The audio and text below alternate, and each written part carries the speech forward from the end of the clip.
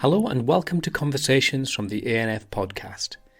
In this episode we speak to Peter, a solo adoptive parent. He shares his experience as a foster carer that ultimately led him to adopting a child he knew through his role as a scout leader and teacher. It's an unusual path to adoption and Peter shares some of the challenges along the way.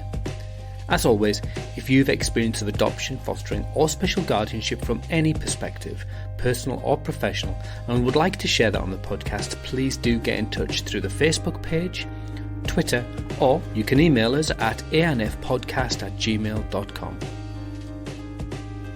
My name's Peter and I'm a single parent and a school teacher.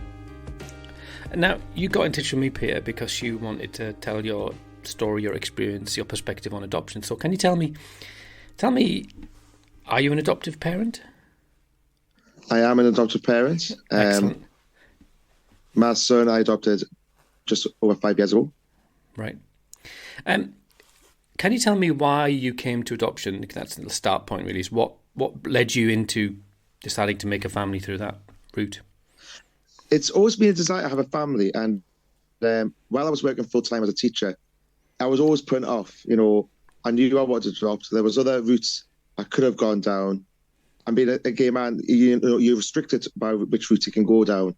So I knew it was too expensive to go down, have a child of my own. So I knew adoption was the way. And while I was working full-time, I was always putting it off, when I'm comfortable, when I'm not too busy and all this sort of stuff. And it was actually when I changed career, I left teaching after an experience. I actually became a foster carer first with a private agency. Right. That didn't work out too well. I had, unfortunately, a bad experience with a child that I fostered, and I put that in the back burner. I thought, that's not for me. And while I was doing some supply teaching, it was actually a foster care of a child in my beaver section that I run that actually put the idea in my head of adopting a child that was in my beavers at the time. And that idea just didn't leave me. It stuck with me. And I knew adoption was something I wanted to do. And I just thought, what the hey? I've changed career after 12 years teaching. I've been this, I've been that. Might as well try, go for it now because life's as busy as it's ever going to be. Yeah. And I started the ball rolling. And then 6 months later, approved and he moved in. I mean, you've covered a lot of ground really quickly there. There's an awful lot to unpack. So are you comfortable with me talking to you a little bit about your fostering experience? Because we are the ANF podcast, yeah. So you decide, again, was it a similar desire to become a foster carer? What sort of set you on that track? Well, some sort of, I wanted to be some sort of parent figure. I wanted to be, helpful to children, in a sort of domestic setting, if you will, rather than being in a school setting. So I was still humming and hawing about adoption, like being a permanent. So I thought fostering was a sort of good segue into it. Go through the fostering route, get that experience behind it, sort of thing, and see where I'm at. Was the sort of idea behind it at the time.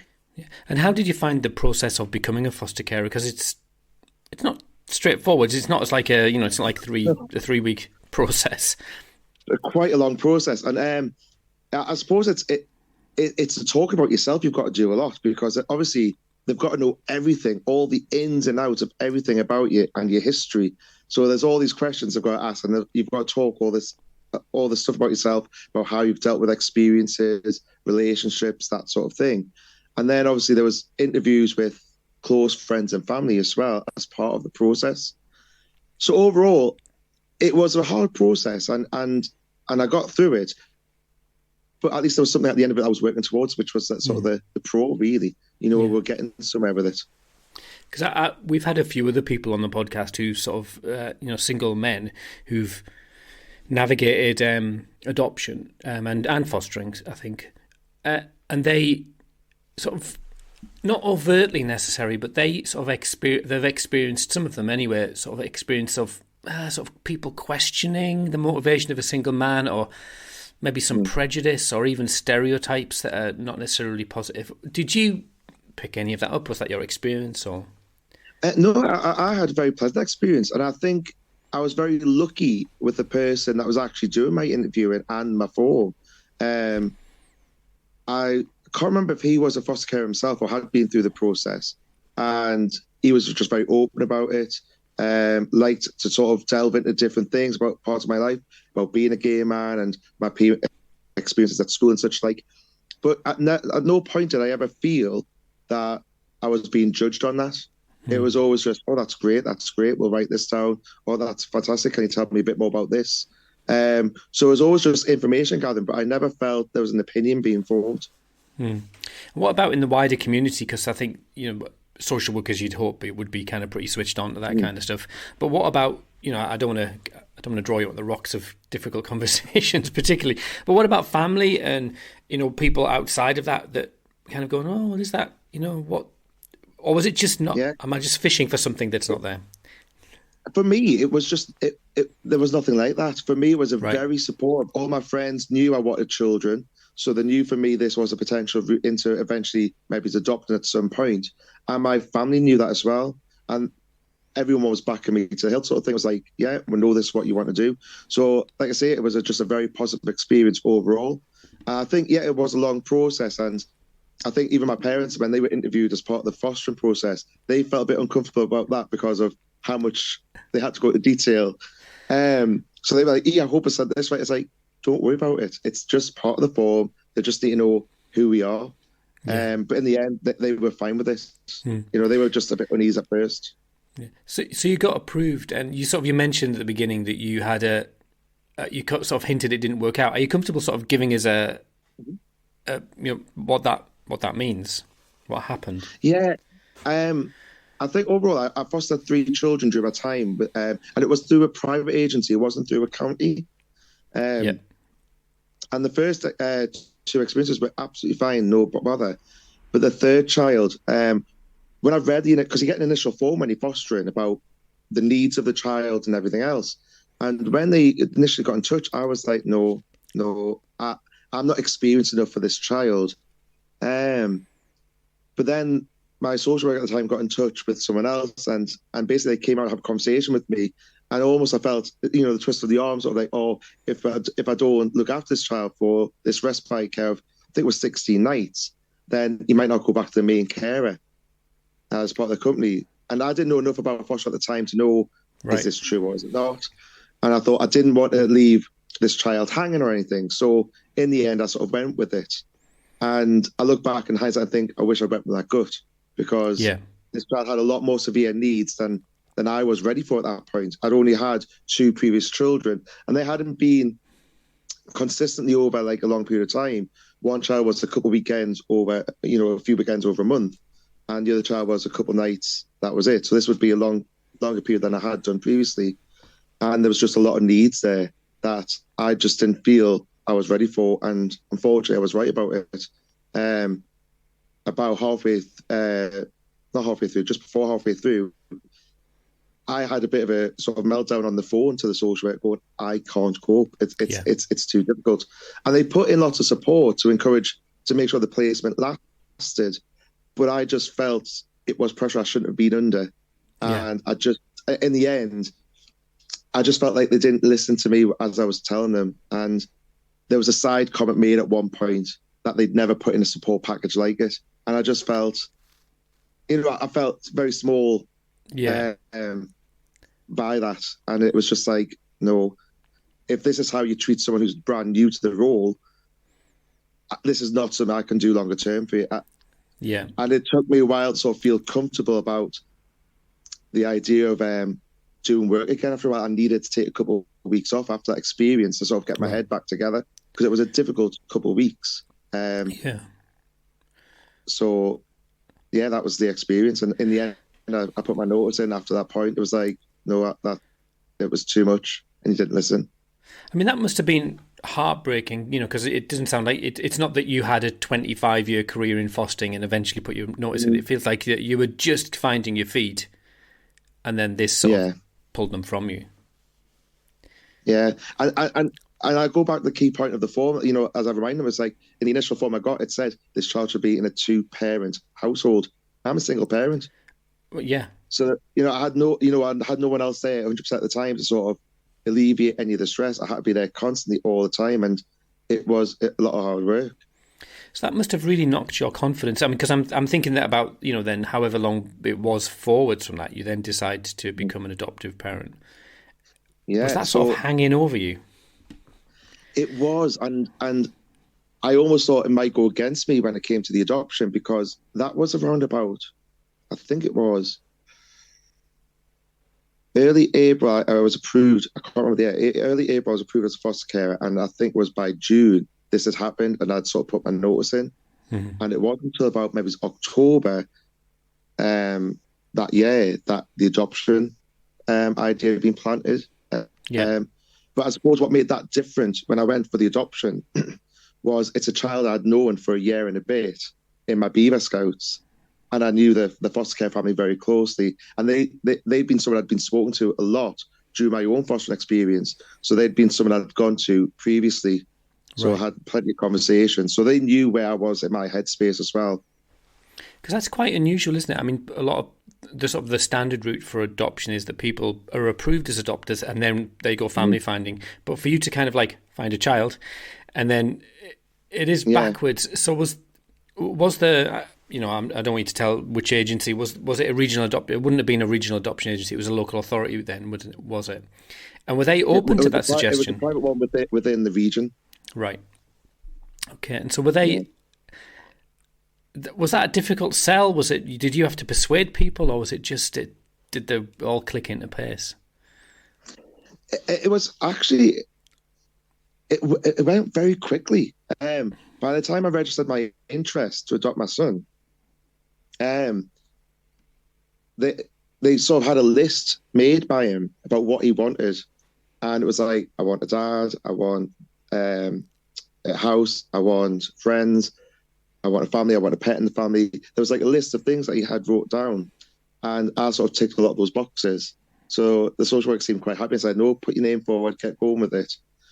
And with agreement with the social worker and the foster family, I actually had him for a couple of weekends while I was going through the process of, fill out all the adoption forms and everything else. So I put the forms in, must have been November time after I registered my interest. And it was April following that I was approved for both foster carer and, adopter and adopting my son, both on the same day. So approved and matched on the same day. Yeah. So I mean, that sounds like going back to the previous April, you're approved as a foster carer. A year later, you're adopting a little boy. Yeah. That seems like quite a year, quite a journey. It was definitely from leaving teaching full time, and then it was just like supply teaching, foster care, supply teaching, adopt, and then back into teaching. Obviously, because I needed to have a job after I adopted him. But it was a record couple of years. It was a very strange couple of years. Yeah. So tell me then about how, because we've got a sort of a normal idea of introductions where a child, meets a person for the first time. So how is that managed with you already? It sounds like you had a very close, ongoing relationship with this child. So how was that discussed? And, how was that idea introduced to him as a little boy? From my understanding, because obviously he'd been, like I say, in my Beaver Scout section for a whole year and a bit beforehand. So yes, there had been that close relationship because he sort of clung to me a little bit more within the sort of section meetings. And actually, what was bizarre was during that time when I was doing the form, I actually ended up doing supply teaching at his school for a period of like 5 weeks. And so I was there at Beavers, at schools, so he saw me quite regularly. And then with the foster family, I'd agreed a couple of weekends. So there was like a closer connection being formed over that period of time through those, through both supply teaching and sort of looking after him a couple of weekends. And then when I was approved, I was asked to, before I was approved, sorry, I was asked to put a book together sort of to show my family and everything else, to reveal who I was. And I think that was the reveal. So if he was given that book, when I was approved as the adopter, and with him, that book was handed over to him to sort of see who was adopting. And then it was, I was literally told at the meeting, it was April the 1st, I had my meeting, the panel meeting, sorry. And they said, right, you've got this week, you see him every night, build up a bit more of a relationship every night. And then next week he's moving in. So April 8th, he moved in. Wow. It was a week. I mean, that must have been nerve-wracking in the sense that, how did you feel about the day he was being told? And I mean, it sounds like you knew him. So did you think it was going to be okay, or was there still questions? I thought it was going to be okay because I thought, yeah, I'm okay with this kid. You know, I'm fine. Yeah. And yes, I knew there was probably going to be things I didn't know, which obviously I found out later on that I needed to sort of address later on. Yeah. So that's sort of the background stuff that might need therapy and such like. So I knew there might be things that are unknowns, but I felt no, the relationship's strong enough. I know I tick the boxes he wants, and yeah, I was looking forward to it. I was like, you know, I wasn't too nervous about him moving in. I was just nervous about me being a dad. Right. Would I be good enough in that role? You know, this is like, and I want it to work. I want it to be permanent. I don't want this to be a sort of a failed placement or anything. I think it was just the nerves about, is this going to work? Am I going to be good enough? What were you thinking about what his response would be? Because he knew you, but that's quite a difference to being known as someone I like and someone I see it literally everywhere. You can like almost stalking him everywhere he turns. You're there, in a nicer sense. Were you concerned about his response, or was there a kind of a question mark? How will he take this? I wasn't concerned. I think I was quite positive in my outlook on his response because of, I think, the relationship we had formed, and also from what the foster care had said. Because I believe there was a comment made just before the panel meeting a week before two, where he'd actually asked the question of the foster carer, I wish Peter would adopt me, or I wish he was my dad. Well, that's all like one of those magical fairy stories, isn't it? Like where all the things align, you know, it's a Disney kind of version of stuff. But yeah. So what was it like then moving in? Because it seemed, like you say, you've been on the fast track here. So you moved in, and was there teething troubles? Was it just kind of a continuation of the relationship? I think it was just a continuation of the relationship because it was quite, like you say, fast moving. And fortunately, I have to say, the local authority were very good about it because obviously I was a supply teacher. Normally, when you adopt, you get given an adoption leave, which I wasn't entitled to because of being a supply teacher and only being in the job for a short while. So the local authority actually said, we'll pay your salary in the short term, knowing that you're going to get a job in September, because we're looking at the longer term goal. So I had no pressure on me to worry about finances in that early time. So when he moved in, we had the Easter holiday, 2 weeks, and obviously we had an appointment at the school where I wanted him to go, but they had to appeal because of numbers. So I knew I had a couple more weeks to play with. So we had 4 to 5 weeks of just me and him getting to know each other in the house, going out places and doing things. And I think that was a valuable sort of 5 weeks of time together before he was then going off to school and then obviously, you know, getting into that routine. Yeah. So how has life been then as this dream of, like you say, caring for a child in a domestic setting, which sounds pretty technical, but being a dad, being a family. Yeah. How did that measure up to your expectation? I think it's, I think you have an expectation of being, you know, when you don't have kids, you think, oh, it's going to be this way, it's going to be that way. Oh, I'm going to do this as a parent. And actually, once you're in there as a parent, a lot of those things go out the window because, you know, you could try things out, but then they don't necessarily work. You know, I'm going to make sure my child's in bed by this time, or I'm going to make my child do this. You know, a lot of those things, you learn on the job, really, don't you? And I suppose it was a sort of, in some respects, a baptism of fire sort of thing being dropped in it there with at then 6-year-old, because that's how old he was when I adopted him, 6 years old. So much of a ready formed child with own personality and own likes and dislikes, you know, and you've got to try and adjust to a new setting. So there was, you know, sometimes friction because you want certain things a certain way, but it was like, no, different setting now. These are the rules. But it's definitely something I wouldn't change. It's you know, it's been a marvelous time, and I think one of the biggest things, I had a steep learning curve because my son was, you have to go for like checkups like with therapists to see where they are in terms of their mental health and well-being and such like. And it was decided that my son needed help with attachment and potentially ADHD. So therapy had been set up, so we would be attending therapy and weekly. as well to help address sort of the needs that he needed there as well.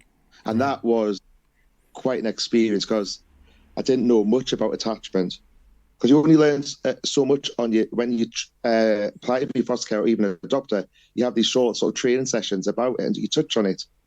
But when I was there in the therapy sessions, it was a steep learning curve, having to take my son back to various places, holding him like a baby, cradling him, because that was a need he had at some points. Or having to look in his eyes and say, I love, things like I love you, or you are okay, you are safe, those sort of mantras of, making sure that he understands how safe he is or how loved he is, and that sort of thing. And there was even emotions being heightened. So when he was feeling playful, being almost animal-like with growls and purrs, when he was feeling like need to be cuddled or be treated like a baby, his mannerisms and his voice turned into that of a baby. So there's like these different sides to my son at various points, and just having to address these different needs. It was, like I say, a steep learning curve. And that's an awful, that sounds like a lot to take on as a single carer, a solo carer. And so was that, did you have to build this of a new support network? That must have been quite a difficult challenge of supporting a child in the midst of all of that. I think what helped was working part-time. So I had some time to myself when he was at school, because I needed those sort of times to sort of gather my own head sometimes. But certainly, friends have stepped up, family stepped up. It was like, there's these needs and we have to address them. And I think my parents struggled a little bit with it, because obviously different generation, different idea of how to bring up a child, how to deal with things, and trying to sort of share with them the new strategies. I think my dad found it hardest, having to deal with it, how behaviours might be presented at various points. So I ended up having to be, my dad having to take a step back and let me deal with it. And it's like, over time, he's got more comfortable with things. My mum was a lot quicker at it. But certainly, friends and everything just jumped in straight away and support me to the hilt, following my lead. So this is how we're going to deal with this. And they just followed the lead. And fortunately for me, my close friend worked at the school I sent him to, so she could help advise the staff, on strategies as well. So I would go to these meetings and tell them, but she was there to sort of back them up. And for me, it was great, because my son developed a great relationship with her. Even calling her honorary man, because that's how close the relationship is. So if there was ever troubles at school, they knew that they could depend on her to help if there was a problem. Yeah. So it sounds like you've been together a while now. Things are ticking along. What does the future look like for you two? It's very positive. It's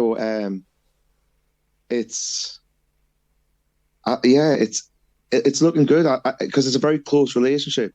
He even says to me now, and he's 13, "Oh, I'm never going to leave home, Dad. I'm never going to leave home. I'm going to stay with you forever." I don't want to leave home. So I think it looks very bright. And unfortunately for us, the therapy ended just over a year ago as well. He doesn't need regular therapy anymore, because we're able to address a lot of needs. But I know it's there in the background. If ever things pop up, we can get back in touch and, have sessions if need be.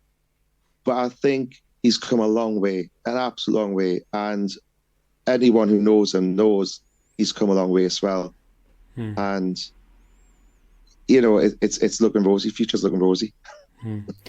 I was going to sort of ask you about, what does the future look like for you? In some ways, I think when you adopt a child who's a little bit older, the parenting experience is very, all of a sudden, he's 13. So do you look and think, is that desire still there? Do you think, actually, maybe would you adopt again? It's a funny one. So people have asked that, would I adopt again? And my answer changes. Sometimes it's a yes, because I could see how far I've come with my son. Then other times I'm thinking, but there was a lot there. Mentally I had to be there a lot of the time, and it could be exhausting at times. How persistent his behaviors could be and how consistent I had to be with some of my strategies, it could be exhausting at times. And I think, would I necessarily have that energy again? I'm not sure. And yeah, would I do it again? I'm not sure. I change all the time between it. I really do. We're not going to hold you to it, don't worry. We've just made contact with one of his birth siblings, and we've now had physical face-to-face contact with him a few times now.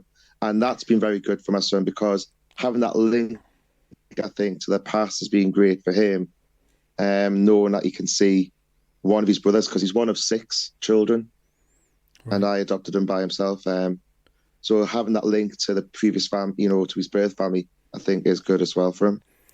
So, I mean, sometimes adopters feel that can be quite a challenging experience for an adoptive parent, because insecurities perhaps manifest, or anxieties around all of the reasons why children became adopted.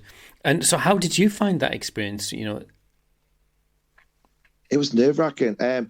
The mother of the adopted brother got in touch previously a couple of years ago, and at that time I don't think I was really ready for it myself, because I was dealing a lot with my son, trying to make sure everything was comfortable at home and whatnot. And it wasn't until last November that I then got back in touch and let's meet up, sort of thing. And we met as 2 single parents chatting about our boys and lots of similarities, even though they were adopted separately. We could have lots of conversations. There was lots of similarities between them, lots of things that they like that are the same. And then we started to meet up, and the boys have been fantastic from day one. Just a very positive relationship between the two. And that's what alleviated any fears, because I was worried, how are they going to be? Are they going to be okay with each other? And so far, so good, really. Five meets down, and very positive. And I guess there's also those anxieties around, will it upset my child? Will it kind of cause a disruption that I can't sort of contain? And all of those anxieties about the impact on the child. Mm-hmm. Yeah, like I said, there was lots of worries like that, and whether or not it would be positive. But so far, it seems to have been a very positive experience from both myself and the other adoptive parent.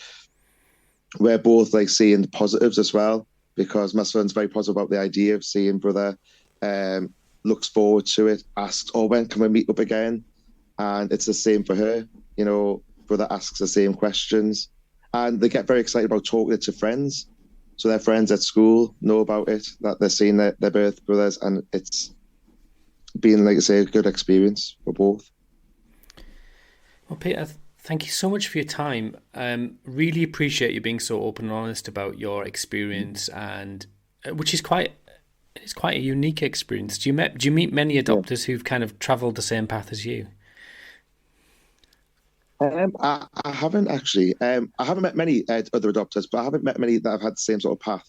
I think for some it's been a longer path from fostering to adoption. Yeah. But I have to admit, mine was very short. It was quite quick. And I know that was one of the concerns when I was going through the adoption process. That was one of the things they raised, my experiences from fostering. Is that, how am I going to deal with those sort of things if they came up? But obviously I learned new strategies. I knew about my network. And so I was able to alleviate those fears from the adoption, from the local authority going through the adoption. But yeah, when I look back, it was a very unique 2 years.